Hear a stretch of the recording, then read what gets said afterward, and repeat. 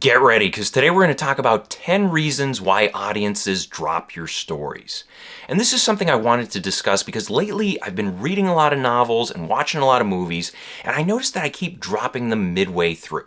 Now, part of the reason for this is because, well, let's face it, I'm an old man now, I don't have much time left on this earth, and I have to be selective about the media I consume. But that being said, a lot of these stories are not giving me enough reason to finish them.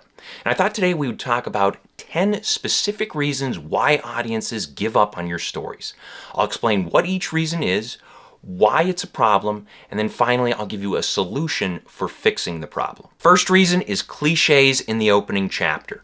And I can't tell you how many times I've dropped a book because the opening chapter or the opening scene delivered something that I have seen a million times before. And the problem here is that your opening scene is supposed to signal what the rest of the book will offer. And if you're offering things like predictability and cliches, chances are audiences are going to pass on the book and move on to something else. Now, the solution here is to make a good first impression by delivering a unique opener.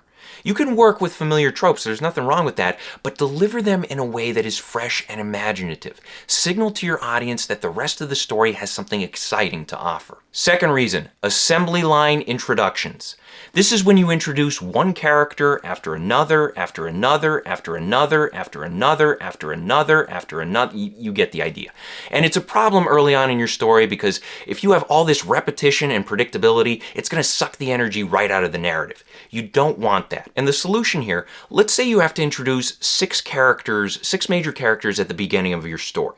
Now, instead of just introducing them 1, 2, 3, 4, 5, 6, introduce 2 or 3 characters, then put them in some sort of plot situation, some sort of event where they have to solve a problem or overcome obstacles. Get them involved, let's see them in action, then introduce the remaining characters.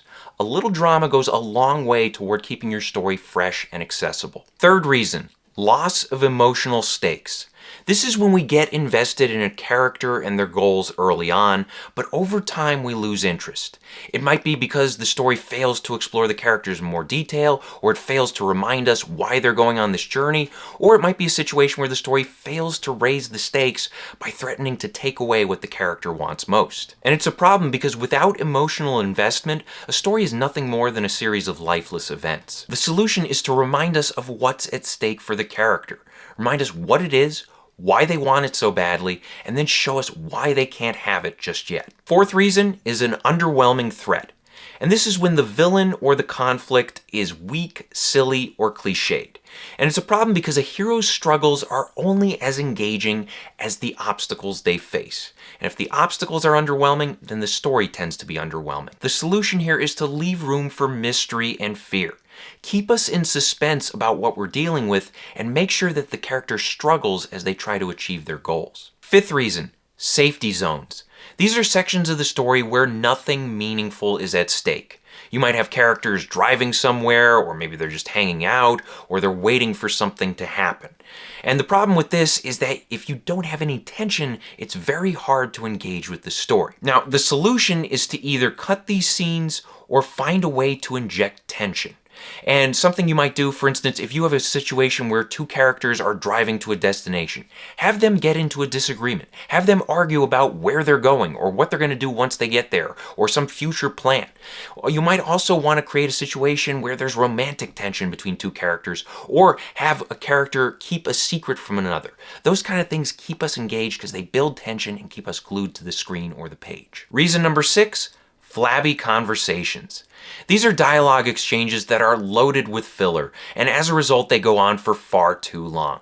And it's a problem because dialogue should be revealing character or pushing the story forward, but in this case we have dialogue that is just aimless banter, aimless back and forth, and it's often the case when you have writers who are in love with the sound of their characters' voices, or the writer is afraid to push the story forward with meaningful action. The solution here is to ensure that conversations have purpose and direction.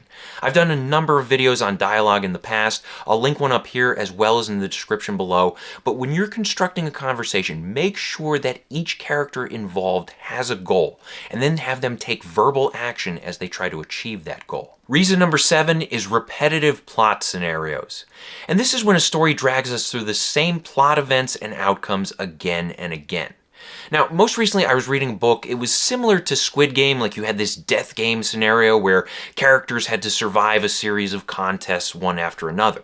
And I enjoyed it for a while, but I got burned out in the middle because it was just one contest after another. There was no room to breathe between them. There was no variations along the way. It was just the same stuff again and again. Now, the solution is to throw in a surprising plot event, or you might want to mix in some subplots to keep things fresh.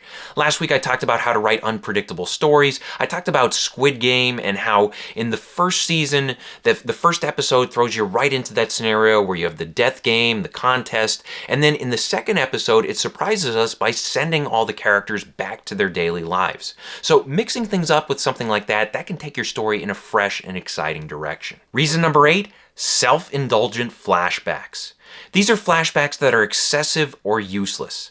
Instead of adding necessary backstory or context to the narrative, these flashbacks explore the past for far too long. These pop up a lot in TV shows. Oftentimes you'll have a full-length flashback episode and it just goes on and on. We don't need all this information. It's not relevant to the present-day story, and it sucks because it kills the pacing when we're being dragged through the past when we should be returning to the present. The solution here, deliver what's necessary and don't overstay your welcome. A great recent example of this is episode 4 of The Penguin. I won't spoil anything. I'll just say that the flashback here fits well within the overall narrative. It contains information we want, it doesn't overstay its welcome, and it juices up the present day story. Reason number 9 is disrespectful cliffhangers. I've talked about this on the channel before, and the thing is, it's okay to end a chapter on a cliffhanger. It's fine to create a dangerous scenario and keep your audience in suspense and make them wait for the outcome. That's fine. But if you completely and shamelessly manipulate your audience, like in the season 6 finale of The Walking Dead, you should have your keyboard taken away from you. If you remember, this was when the show hyped up Negan's big reveal, and the season finale ended with him murdering a member of the main cast. Which member? Well, the show doesn't tell us. Instead, it squanders what should have been Negan's big moment and lets the emotion go to waste. Now, the solution here is to play fair with your audience. It's okay to keep them guessing about what will happen next, but you don't want to cheat them out of what happened just now. Finally, the 10th reason why audiences drop your story is because they have a busy life. And I wanted to bring this up because sometimes it's not the writer's fault. The reality is, audiences have a lot on their plate. They have a lot of things competing for their attention. Not just books and movies, but also things like their job and exercising. Some people even have these things called families and friends. And that can be hard to compete with. It can be a major problem that us writers have to find a way to overcome. And the solution is to write the best possible story that you can and to respect your audience's time. So study the craft, keep your ego in check, and deliver stories that engage us from start to finish. So I hope this helps. Question of the day: what story did you most recently drop, and why did you drop it? Let us know in the comments section below. Thank you for watching. If you want to support the channel, please pick up a copy of any one of my books and be sure to leave reviews on Amazon. If you like horror stories, you'll love The Half Murders. It's about a woman and her daughter who go into a haunted house and they get chopped in half, and for them the nightmare is only beginning. Also, be sure to check out my other videos, like, share, and subscribe, and as always, remember to keep on writing.